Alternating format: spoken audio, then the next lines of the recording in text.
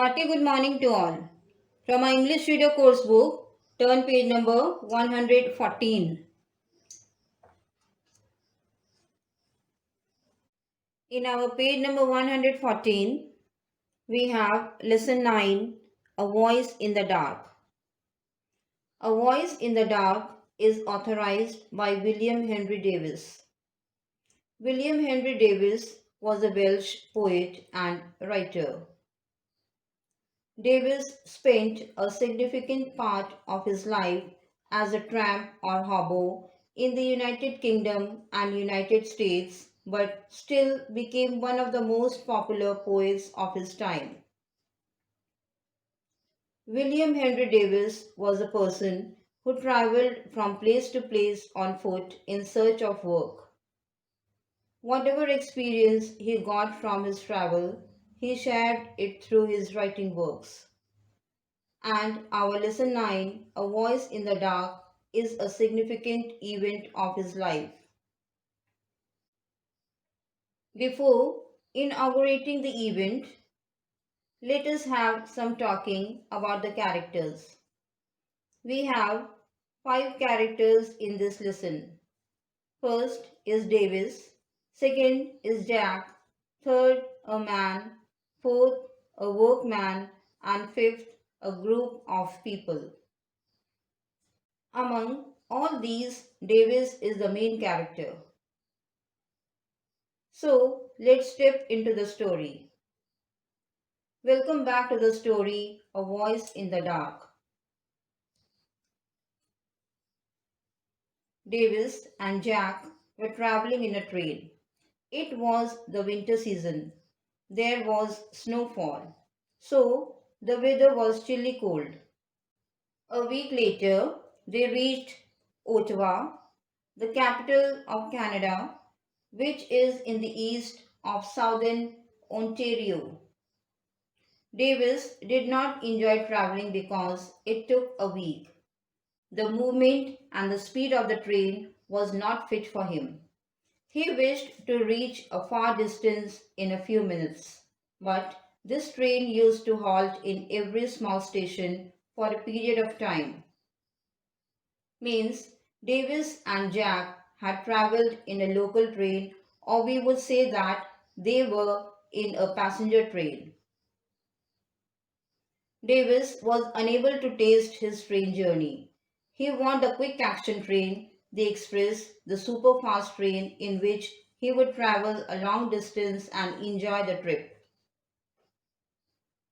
So, after climbing down the slow passenger train at Ottawa, he and Jack waited for the next train which would carry them like a wind, like a fairy, like a witch at night riding on a broom and traveling in the dark open air.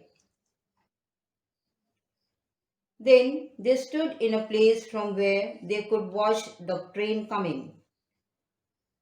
They took possession of an empty car and from there they kept their eyes to the station's platform. You know why they were doing so? Because Davis and his companion had no train ticket. Neither they had the platform ticket with them. A few seconds later, they saw the passengers moving on the platform and coming near the railway track with their luggages. The gestures of the people informed Davis that the train was just to arrive and get inside the platform. Davis wished to make more haste towards Winnipeg, the capital of Canadian province of Manitoba. Once again, welcome back to the story with the entry of the train with its latest appearance. A few minutes later, the train entered the platform with its whistle and big bright headlight. It steamed into the station without making much noise because the rails were slippery due to the ice and snow on the track. Davis told Jack to jump out of the empty blind baggage car and flee towards the train. Their aim was to reach the train from a hiding place and climb on it. The darkness had favored them. They had to escape the conductor because they both were ticketless. If they would be caught, they might be thrown away from the train. So they were waiting for the train to move. The train had halted for a few minutes. It was the express train. The doors of the car, means carriage, were opened for the passengers to enter the carriage. Next moment, all the doors were shut. This was the point where Davis and Jack had to show the quick action. The train started moving.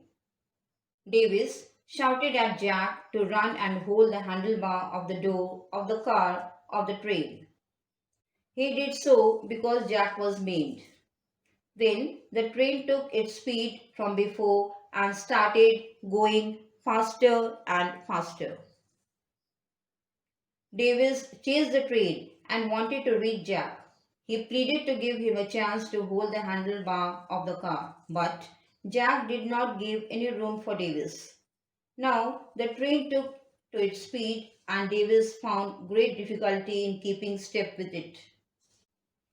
Davis took a firm grip on the handlebar. He jumped, but it was too late and the train was now at a rapid speed.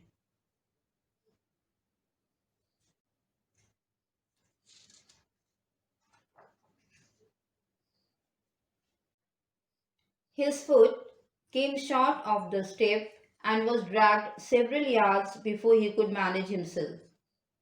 He was thrown away in the dark. He don't know why it happened so. He tried to stand but failed. He started examining himself and got that the right foot was severed from the ankle. He was far away from getting shocked because he felt no pain. Then he saw a man crossing the track. He shouted for help, but the dark was so black that the man viewed nothing. He looked left and right and moved on his way. Davis called the man for the second time. This time, the man suddenly stopped and looked into the dark from which side he had heard the sound. When he viewed nothing in the dark, he thought that any ghost is there in the dark and fled away to save his life. Next moment, a workman heard the calling sound, came near to Davis, viewed, and learned everything about him. He rushed to the station and returned with several assistants. Davis was taken to the waiting room. A big crowd surrounded him. Some viewed Davis with pity eyes, while the others with a frightful look. Davis was not scared, seeing a number of eyes watching him. In spite of his bad condition, he took out his pipe and smoked. Later, he was taken to the hospital and underwent two operations in which his leg was cut off from the knee. When he was better, he had to move about on crutches. Then he got back to England. This turning point of his life led him to pen poems and stories from where he could share his experience with the world. Thank you.